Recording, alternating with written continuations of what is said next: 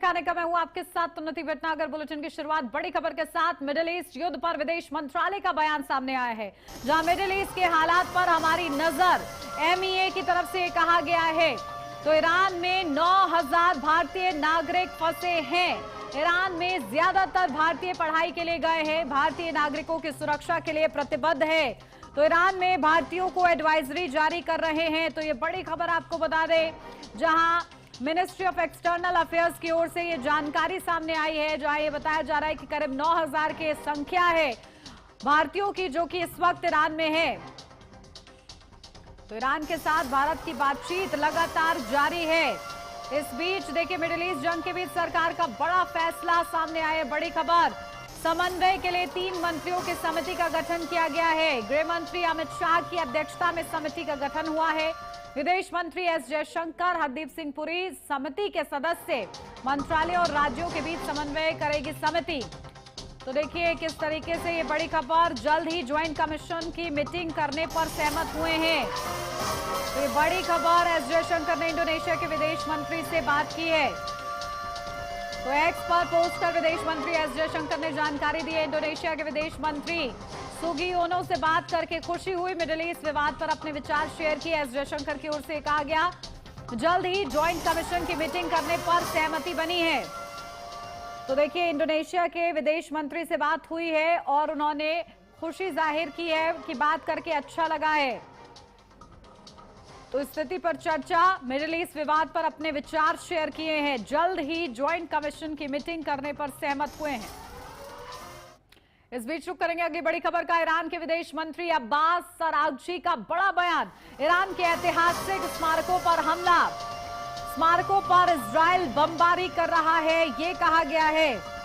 तो देखिए, UNESCO world heritage site पर हमला हुआ। हमले में वर्ल्ड हेरिटेज साइट को नुकसान हुआ है, ये अरागची की तरफ से कहा जा रहा है।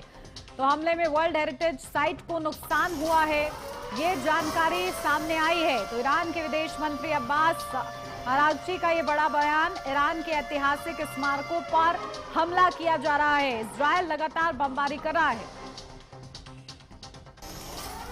रुक करेंगे एक और बड़ी खबर का। ईरान युद्ध पर व्हाइट हाउस का बयान। ईरानी मिसाइलों को खत्म करना लक्ष्य है, ये यूएस कह रहा है। आतंकी खतरे को कम करना हमारा मकसद है। ईरानी सरकार के हथियारों को खत्म करेंगे, ये यूएस की ओर से कहा जा रहा है। तो देखिए, मिडिल ईस्ट तनाव के बीच व्हाइट हाउस से ये बड़ा बयान सामने आया है, जहां ईरान युद्ध पर व्हाइट हाउस का ये बयान। ईरानी मिसाइलों को खत्म करना लक्ष्य, आतंकी खतरे को कम करना मकसद है। तो ईरानी सरकार के हथियारों को खत्म करेंगे। साथ ही साथ ईरान युद्ध पर यह बड़ा बयान। ईरानी सरकार के हथियारों को खत्म करने का लक्ष्य यूएस की ओर से निर्धारित किया गया है।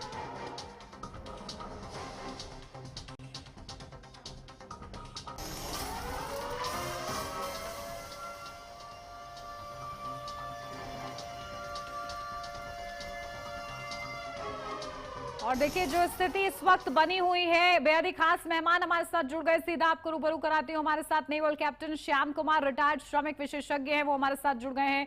नेवल कैप्टन श्याम कुमार जी, बहुत स्वागत आपका। और सीधा आपसे सवाल इस मुद्दे पर, क्योंकि जो स्थिति मिडिल ईस्ट में इस वक्त बनी हुई है और लगातार हम देख रहे हैं, उसमें यूएस बार बार ये कह रहा है कि वो जब तक का पूरी तरीके से खत्म नहीं कर देता ईरान के हथियारों को, तब तक वो रुकने वाला नहीं है। स्थिति लगातार बद से बदतर होती हुई ईरान के अंदर नजर आ रही है। धन्यवाद उन्नति। जय हिंद। जय हिंद। शनो वरुणा।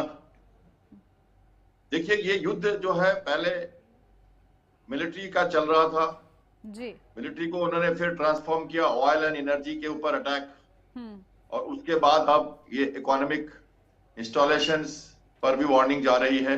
तो पिछली बार कतार पे अटैक करने के बाद ईरान का ये युद्ध खत्म हो गया था। इस बार पहले दिन कतार से ही अटैक शुरू हुआ ईरान की तरफ से। तो ये समझो कि डाइवर्सिफाई करके ये युद्ध शुरू किया गया है। सिर्फ 2 कंट्री नहीं लड़ रही, कई लोग इसमें इन्वॉल्व कर लिए ईरान ने, क्योंकि उसे पता था कि अमेरिका और इजराइल के साथ अगर वो लड़ेगा तो सिर्फ मिलिट्री के ताकत पर, अपनी जो पब्लिक है, अपना जो मिलिट्री सपोर्ट है या अपना जो उनका स्ट्रक्चर है, मिलिट्री माइट है, उससे नहीं लड़ सकता।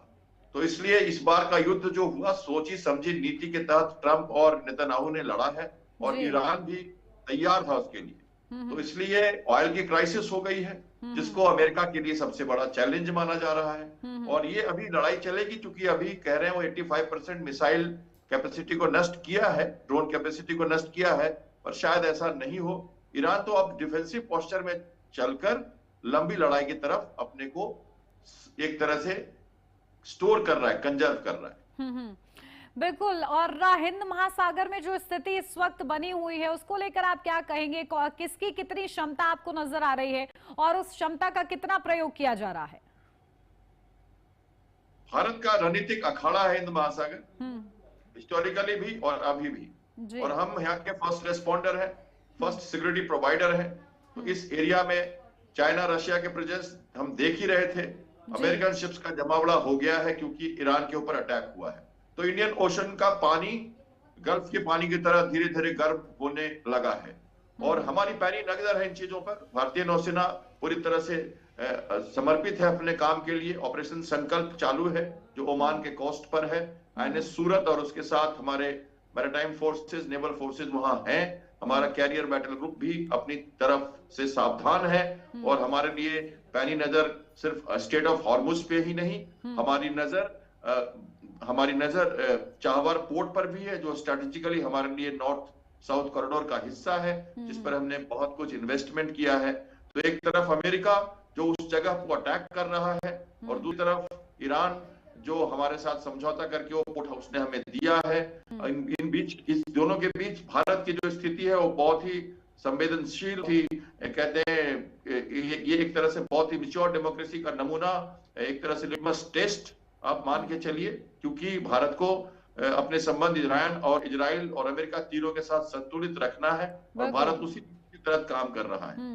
बिल्कुल। देखिए, भारत बहुत फूक फूक कर कदम रखता हुआ नजर आ रहा है। आगे भी स्थिति आपसे समझूंगी, लेकिन इस बीच एक बड़ी खबर सामने आ रही है जो कि अपने दर्शकों को बता दूं, जहां सऊदी अरब के शाहबाग पर ड्रोन अटैक, जहां शाहबाग के तेल भंडार को निशाना बनाया गया है, ये बड़ी खबर मिल रही है। तो देखिए, शाहबाग के तेल भंडार को निशाना बनाया गया है, ये बड़ी खबर सामने आ रही है। तो लगातार सऊदी अरब के शाहबाग पर ड्रोन अटैक किया गया है। तो किस तरीके से, इससे पहले भी हमने तस्वीरें देखी कि ऑयल रिफाइनरीज को निशाना बनाया गया। और इस बीच एक और बड़ी खबर, कच्चे तेल की कीमतों पर ईरान की यूएस को धमकी, जहां कच्चा तेल $200 प्रति बैरल जा सकता है। ईरान की ओर से ये कहा गया है, हॉर्मुज से यूएस का तेल नहीं गुजरने देंगे। ये ईरान की ओर से देखिए चेताया जा रहा है। और सबसे बड़ा संकट इस वक्त तेल को लेकर ही बना हुआ है और इसीलिए हम देख रहे हैं कि ये युद्ध जो है तेल और गैस के इर्द गिर्द घूमता हुआ नजर आ रहा है। तो बेहद ही खास मेहमान लगातार हमारे साथ बने हुए नेवल कैप्टन श्याम कुमार जी, सीधा आपके पास आ रही हूँ और जरा ये भी समझाइए, क्योंकि स्ट्रेट ऑफ हार्मुज में जिस तरीके से इस वक्त टेंशन बनी हुई है, जो कमर्शियल कार्गो शिप्स हैं उन तक को टारगेट किया जा रहा है। ऐसे में ईरान बार बार ये कह रहा है कि यहाँ से हम अमेरिका का शिप नहीं गुजरने देंगे। तो अमेरिका के लिए क्या ये चिंताजनक बात होगी या फिर ईरान की इस चेतावनी को यूं ही ले? देखिए उन्नति जी, स्टेट ऑफ हॉर्मुज को समझना होगा। 31 किलोमीटर का एक छोटा सा जल डबरू मध्य स्टेट जो है ये बॉटल नेक की तरह, और ये 5-6 हमारे बॉटल नेक्स हैं, जैसे वो मलक्का स्टेट है, बावल मंडेव है, ये सुंदरा स्टेट है, मडगास्कर का एरिया हुआ। ये सब जो है एरिया खतरनाक है हमारे लिए, जिनके ऊपर अपॉर्चुनिटी के हिसाब से शिप्स धीरे धीरे जाते हैं। आप देख लो, ये मैं आपको दिखा रहा हूँ, ये वॉरशिप अगर आप देख सकते हो तो इसी तरह का मर्चेंट शिप भी है।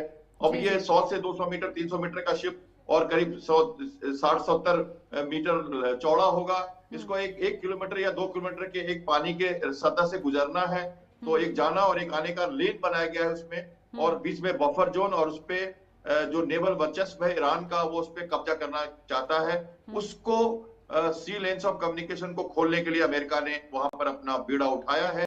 बहुत डेंजरस सिचुएशन इसलिए है क्योंकि बहुत छोटा सा एरिया है, बगल में माउंटेन है, आइलैंड्स है, और छिपने की जगह है, ड्रोन से अटैक, एसिमेट्रिक अटैक, बिना क्रू के स्पीड बोट्स हैं ईरान के पास, बड़ी नेवी को डिस्ट्रॉय कर दिया है अमेरिका ने अपनी रणनीति के तहत। पर छोटे टारगेट्स बहुत सारे टनल्स में अंडरग्राउंड रखे हुए उसने आइलैंड के नीचे। आईआरजीसी का नेवी का फोर्स पूरा मरीन अलग ब्रांच है उनका, जो इस एरिया को पूरी तरह से रखा हुआ उसने, चाहे वो मिसाइल हो चाहे वो ड्रोन से अटैक हो। इस तरह के कई घटनाएं वहां पे हो रही हैं जो कि बहुत मुश्किल है उनको आगे कंट्रोल करना। तो लेन्स ऑफ कम्युनिकेशन को खोलना एक बड़ा बीड़ा उठाना पड़ेगा और इसके कारण जो ऑयल इकॉनमी है पूरी तरह से प्रभावित होगी। तो ये मैं मान के चलूं कि ये बहुत चैलेंजिंग काम है। कुछ एक आध दो शिप्स मूव करके आए हैं, भारत में भी आए हैं, पर उससे हमें बहुत ज्यादा डिप्लोमेटिक विन हम कह सकते हैं कि ईरान कह रहा है कि आप जाओ, लेकिन जाएगा कौन? इंश्योरेंस की जो रिस्क है बढ़ गए हैं, भाड़ा बढ़ गया है, स्टैंडर्ड है शिप्स 30 से ज्यादा इंडियन शिप्स और 200 से ज्यादा वर्ल्ड के शिप्स, कुछ खाली कुछ भरे हुए, और उनमें जो तेल है उनमें जो गैस है वो भी एक तरह का बारूद ही है, क्योंकि छोटी सी अटैक हुई तो पूरा शिप तबाह हो जाएगा। बिल्कुल बिल्कुल नेवल कैप्टन श्याम कुमार जी, देखिए हमने कल ही देखा जहां पर गुजरात आ रहा था भारतीय वो कार्गो शिप था, उस पर भी हमला किया गया और हमला कैसे किया गया ये अभी तक पता नहीं चल पाया है कि किस चीज का इस्तेमाल करके ये हमला किया गया है। लेकिन भारत के विदेश मंत्रालय की ओर से इसकी निंदा की गई और कहा गया है कि ये चिंताजनक बात है कि अगर आप कॉमर्शियल कार्गो शिप्स को भी टारगेट करते हैं तो। बिल्कुल, देखिए ये पॉसिबल है क्योंकि वो ड्रोन्स लगातार, देखिए ड्रोन्स उनके उड़ रहे हैं, छोटे छोटे ड्रोन्स, लो कॉस्ट के ड्रोन्स के कोई कहीं भी जाके अटैक करते हैं, सुसाइडल है, थोड़ी थोड़ी बारूद दे जा रहे हैं, कुछ कैमरे से अपनी सर्वेलेंस कर रहे हैं, कुछ इंटेलिजेंस गेन कर रहे हैं। ये इस तरह की कार्रवाई कर रहे हैं। इनको लो कॉस्ट में शहीद जोन को उसने हजारों की संख्या में बना रखा है और वो लगातार प्रोड्यूस भी कर रहा है। तो ड्रोन्स तो डायरेक्ट जाके सुसाइडल मिशन में सीधा शिप से टकरा जाता है। आपको पिछली बार याद हो हमारे गुजरात के कोस्ट में एक अटैक हुआ था हमारे Indian naval ship, merchant ship के ऊपर ड्रोन का, जो कहा जाता है कि वो ईरान का ड्रोन था।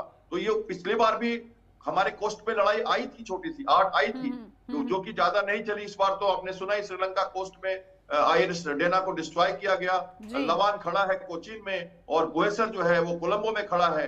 तो आहट तो हमारे क्षेत्र में आ ही रही है, लेकिन फिलहाल अमेरिका का दायित्व है कि वो कंटेन करे वार को, और वो कोशिश कर रहा है कि गल्फ के रीजन में कंटेन करे, ऑयल प्राइसेस को कंटेन करे। और ईरान का बयान जो आपने अभी दिया कि $200 पर बैरल, वो साइकोलॉजिकल वॉरफेयर का हिस्सा है। वो कह रहा है कि बढ़ेगा, और अमेरिका ने 400 मिलियन जो अपनी जो बैरल्स रिलीज किए हैं रिजर्व से, ऑयल रिजर्व से, स्ट्रेटेजिक रिजर्व से, ऑयल के दाम को घटाने के लिए, तो मैं उसके लिए वो भी अमेरिका कोशिश कर रहा है दूसरी तरफ, और ईरान चाह रहा है कि वर्ल्ड का ध्यान इधर आकर्षित होता रहे। बिल्कुल, देखिए ये जो तेल संकट सामने आ रहा है इस पर आगे भी आपसे और समझने का प्रयास करेंगे, बने रहिएगा आप हमारे साथ। फिलहाल यहाँ पर लगातार आगे बढ़ेंगे, फिलहाल रुक रहे एक छोटे से ब्रेक के लिए, जल्द हाजिर होते हैं।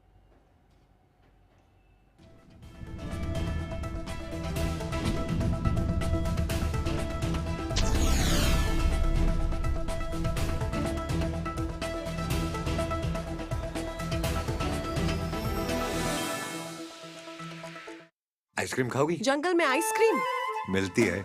समर कूल रेफ्रिजरेटर, आप अपनी ड्यूटी निभाओ, ये अपनी ड्यूटी निभाएगा। समर कूल, लाइफ बनाए वंडरफुल। गोल्डी छोले मसाले, जहाँ जाएं रिश्ते बनाए। गोल्डी लाए हैं फ्रेश लॉक टेक्नोलॉजी, जो रखे मसालों को हर समय फ्रेश। फर्श की टाइल्स को चेंज करो, बड़ी स्लिपरी हैं। थर्मोकूल वॉशिंग मशीन। थर्मोकूल, इंडिया का नया अंदाज। लगता है आजकल पंजाब सरकार का नशा मुक्ति अभियान जोर शोर से चल रहा है। नशा बेचने वाले अब दिखते नहीं। हर जगह कैमरे जो लगे हुए हैं। कैमरे? वो देखो कैमरा। चलो तुम्हें दिखाता हूँ। वो देखो कैमरा। वो भी है कैमरा। एक ये रहा कैमरा। ये भी है कैमरा। ओ भाई कैमरे कहाँ हैं? ये तो सब लोग हैं। वही लोग जिनकी आंखें सरकार के कैमरे हैं, जो सब पर नजर रखती हैं। बढ़िया है।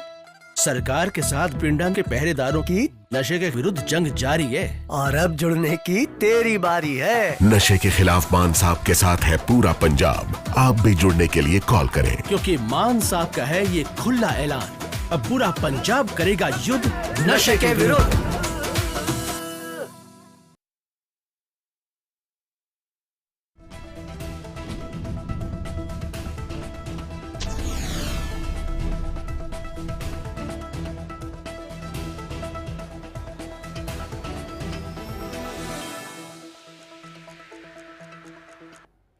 ब्रेक के बाद स्वागत है आपका। बढ़ते हैं आगे, जहां ईरान ने बहरीन पर फिर दागी मिसाइलें। बहरीन में मिसाइल हमले का सायरन बजा है। बीती रात भी ईरान ने बहरीन पर हमला किया है, तो एयरपोर्ट के पास हमले में ऑयल फैसिलिटी तबाह हुई है। ये बड़ी खबर आपको बता दें, बहरीन में मिसाइल हमले का सायरन बजा है। तो बहरीन में मिसाइल हमले का सायरन सुनाई दिया है। एयरपोर्ट के पास हमले में ऑयल फैसिलिटी तबाह हो गई है। तो ये बड़ी खबर, जहां ईरान ने बहरीन पर मिसाइल दागी है, तो लगातार हमले तेज होते हुए नजर आ रहे हैं, जहां अन्य खाड़ी देशों को भी निशाना बना रहा है ईरान। और इस बीच एक और बड़ी खबर, जहां सऊदी से कच्चा तेल लेकर मुंबई पहुंचा जहाज, जहां स्ट्रेट ऑफ हॉर्मुज पार कर सुरक्षित जहाज पहुंचा है। करीब 1,35,335 मीट्रिक टन तेल लेकर पहुंचा है जहाज। तो कैप्टन की सूझबूझ से जहाज मुंबई पहुंच पाया है। ईरान से बचने के लिए बंद किया था सिग्नल सिस्टम। तो देखिए, ये कैप्टन की सूझबूझ थी, जो कि सुरक्षित ये जहाज मुंबई पहुंच चुका है। तो ये बड़ी खबर आपको बता रहे हैं। और इस बीच देखिए, एक और बड़ी खबर मिल रही है, जहां हिजबुल्लाह का इजराइल पर बड़ा हमला। इजराइल पर 150 से ज्यादा मिसाइलें दागी है। हिजबुल्लाह नागरिकों पर हमला कर रहा है। आईडीएफ की ओर से ये जानकारी दी गई है कि हिजबुल्लाह नागरिकों पर हमला कर रहा है। देखिए किस तरीके से, क्योंकि हिजबुल्लाह लगातार ईरान को समर्थन करता हुआ नजर आ रहा है और इस बीच लगातार टारगेट कर रहा है इजरायली नागरिकों को। ऐसा आईडीएफ की ओर से ये जानकारी दी जा रही है। तो देखिए, लगातार हमारे साथ बेहद ही खास मेहमान naval captain Shyam Kumar, retired सामरिक विशेषज्ञ, हमारे साथ जुड़े हुए हैं। सीधा उनका ही रुख करते हैं। नेवल कैप्टन श्याम कुमार जी, ये भी समझाइए कि आखिर जो स्थिति बन रही है स्ट्रेट ऑफ हॉर्मुज में, वहां पर अपने कार्गो शिप्स निकालना बहुत ज्यादा मुश्किल हो गया है। अमेरिका बार बार ये दावा कर रहा था कि देश को हम असर नहीं होने देंगे इस पर, वहां पर वो अपनी तैनाती बढ़ाता हुआ नजर आ रहा है। लेकिन ईरान से अभी हमने ब्रेकिंग बताई है दर्शकों को कि किस तरीके से मुंबई जहाज पहुंचा है, लेकिन कैप्टन की सूझबूझ की वजह से सिग्नल बंद किया है, तब जाकर पहुंच पाया है। तो आगे कितनी मुश्किलें और होने वाली हैं? उन्नति, देखिए, जो आइडेंटिफिकेशन सिस्टम है ऑटोमेटिक, वो हर शिप में होता है और वो एक सेफ्टी डिवाइस है जो कि वीएचएफ सिग्नल्स ट्रांसमिट करता है, ताकि शिप की जो पोजीशन है वो ट्रैक हो सके और दूसरे शिप्स आसपास के कोलिजन अवॉइडेंस कर सकें। खासकर नैरो वाटर्स में इसकी उपयोगिता बहुत जरूरी है। और कंटेस्टेड वाटर्स, जहां ऐसे वॉर टॉर्न रीजन्स हो, वहां पर मर्चेंट शिप्स के कैप्टन्स अपनी रिस्क लेते हुए उस एरिया से अगर पास कर रहे हैं तो वो कोशिश करते हैं कि उन्हें ट्रैक ना किया जाए, क्योंकि उनके जो ड्रोन्स हैं ईरान के, वो इनके पीछे लगे हुए हैं। तो अगर वो अपने आप को साइलेंट कर लेते हैं तो रिस्क है कोलिजन का। लेकिन सिर्फ ये समझिए कि हॉर्मुज से कम शिप्स पास हो रहे हैं, तो उनको पता है यहाँ पे शिप कोई जाएगा नहीं, इसलिए वो शायद उन्होंने रिस्क लिया और रिस्क लेके वहां से पास करके आए हैं। तो बहुत बड़ा चैलेंज है ये स्ट्रेट ऑफ हॉर्मुज से क्रॉस करना। और इंश्योरेंस कंपनीज ने रिस्क के कारण इतना ज्यादा बढ़ा दिया है इंश्योरेंस। अमेरिका कह रहा है कि हम लो इंश्योरेंस पे तुम्हें कवर देंगे, आप जाओ। और ईरान कह रहा है कि अगर हमसे पूछ के नहीं जाओगे, हमारी इजाजत के बिना नहीं जाओगे तो मत जाओ। तो ये कंटेस्टेड हो गया। तो इसमें कोई रिस्क नहीं लेना चाहता, खासकर ऐसे समय में जबकि वो खुद ही ऑयल से लदे हुए हैं, गैस से लदे हुए हैं, जो कि एक अपने आप में बारूद है। तो इस कारण से काफी मुश्किल कॉन्फिडेंस जो है सी फेयरर्स में कम हो गया है। भारत की जो नौसेना है वहां पर लगातार लगी हुई है और इस शिप को भी हमने प्रोटेक्शन जरूर दिया होगा, मुझे जैसा लगता है। और डिप्लोमेटिक फ्रंट पे हम देखें तो हमारे विदेश मंत्री, ईरान के विदेश मंत्री के बीच में बात हुई है। रशिया, ईरान और भारत का तीनों का संबंध चाहवार पोर्ट से, उसके लिए भी बातचीत चल रही है। एनर्जी सिक्योरिटी का मामला मैं मानता हूं, एक तरफ ऑयल एंड गैस है तो दूसरी तरफ एनर्जी सिक्योरिटी है। तो भारतीय नौसेना या किसी भी नौसेना का, खासकर हिंद महासागर में भारतीय नौसेना का main primary role sea lanes of communication में कॉन्फिडेंस रखना और continuous flow of cargo and fuel हमारे लिए लाना। वरना हम नहीं उसको झेल पाएंगे, उसकी मार रसोई में और दूसरे जो लॉजिस्टिक चेन्स हैं, फर्टिलाइजर्स हैं या हमारे खेत खलिहानों में। तो इसलिए नौसेना लगातार तत्पर है और हमारे कम से कम 15 से ज्यादा शिप्स पैनी नजर रख के हमारे सी फेयरर्स को कॉन्फिडेंस दे रहे हैं। पाकिस्तान की भी न्यूज सुनिए आपने, नेशनल शिपिंग कॉर्पोरेशन के साथ समझौता करके उनका एक फ्रिगेट क्लास का शिप पाकिस्तानी शिप्स को भी ला रहा है। और जो आप बात कर रहे हो तो रेड सी में भी पाइप खोल दिया है सऊदी अरबिया ने, बाईपास है हॉर्मुज को, और यूएई ने भी ओमान की खाड़ी में डायरेक्ट जो एडकॉक है ये पाइपलाइन खोल दिया है जो सीधा ओमान में फ्यूल दे रहा है। तो थोड़ी बहुत 1/4 ऑफ फ्यूल जो है ये सऊदी अरबिया का, और उतना ही करीब करीब यूएई से डायरेक्टली ओमान की खाड़ी और रेड सी में आ रहा है। और कई शिप जो वहां खड़े हैं आसपास में उनको खोजा जा रहा है, उनके जो शिपिंग कंपनीज है, ताकि खाली कंटेनर्स को यूज किया जा सके। तो कुछ ऑल्टरनेट्स ढूंढे जा रहे हैं, और भारत ने रशिया तक से अपना संबंध बना लिया है, अमेरिका से भी गैस के लिए संबंध बना लिया है। तो करीब करीब 2.2 जो मिलियन जो मेट्रिक टन मिलियन टन जो पर एनम चाहिए हमको, वो हम अभी फिलहाल कॉन्ट्रैक्ट में आ चुके हैं, और आगे भी हमारी ऑयल और गैस की जो अल्टरनेट रूट्स है उसको ढूंढा जा रहा है। टाइम लगेगा, कॉस्ट बढ़ेगा, लेकिन फिलहाल इमीडिएट इफेक्ट मुझे नहीं दिखता। बिल्कुल, बहुत ही बेहतरीन तरीके से आपने पूरी स्थिति समझाई है कि किस तरीके से लगातार जो हमारे कैप्टन्स हैं वो वहां पर डटे हुए हैं, और हमारी जो क्षमता है वहां पर देखने को मिल रही है। हम अपना बैकअप प्लान भी वहां पर तैयार करते हुए नजर आ रहे हैं। लेकिन ये चीज बताइए, क्योंकि जिस तरीके से टारगेट किया जा रहा है, क्या ये देख के टारगेट हो रहा है कि किसकी शिप है, या फिर सिर्फ टारगेट हो रहा है? कोई ऐसी तकनीक जिस तरीके से ईरान जो इस्तेमाल कर रहा है जिस तकनीक का, उस हिसाब से अब तक आपका एनालिसिस क्या कहता है कि वो देख के टारगेट कर रहा है या सिर्फ अंदाज चौकी में सिर्फ टारगेट किया जा रहा है? ईरान ने सेलेक्टिव टारगेटिंग की है, शुरुआत के दिनों से ही सेलेक्टिव टारगेटिंग की है। मिलिट्री टारगेट्स को लेजिटिमेट माना और 8 देशों पे अटैक किया जी। अफ्रीका का अटकोरी बेस, ब्रिटिश बेस को भी साइप्रस में जाके अटैक किया उसने, डेना को मारा उसने, शिप ने। तो ये सब सेलेक्टिव अटैक है। ईरान भी सोच कर रहा है। सर्वेलेंस एयरक्राफ्ट लगातार उनके घूम रहे चारों तरफ। P-8I भी है उनका एयरक्राफ्ट, MQ-9 रेप्टर ड्रोन है अमेरिका का। ईरान के कितने सारे ड्रोन हैं जो सर्वेलेंस कर रहे हैं। तो गल्फ में पूरी तरह से उनकी नजर है, सभी शिप्स को वो ट्रैक कर रहे हैं, समझ रहे हैं। और खासकर जहां से सुएज का चैनल शुरू होता है हॉर्मुज का, वहां पे उनकी पूरी नजर है, क्योंकि बगल में उनका मोस्टन और हॉर्मुज आइलैंड है जो बहुत करीब है, जस्ट 5-10 किलोमीटर से वो पूरी तरह से, और पहाड़ों पर बैठ के भी वो ट्रैक कर सकते हैं। तो ड्रोन से surveillance, visual surveillance, patrolling boat से सर्वेलेंस, और उस एरिया में अभी नौसेना के शिप्स छोटे छोटे शैलो वाटर्स में नेवी के शिप्स नहीं जा सकते, क्योंकि वहां उन्हें डर है कि माइनिंग होगी। तो नेवी के जो बड़े शिप्स हैं अमेरिका के, उधर जा भी नहीं रहे अभी, तो इसलिए वो डर है। इस कारण से ईरान जो है लोकल जो उसका जो सर्वेलेंस पावर है, लोकल इंफॉर्मेशन उसके पास जो है, इन सबों के कारण वो वहां का दादा तो है और अभी रहेगा।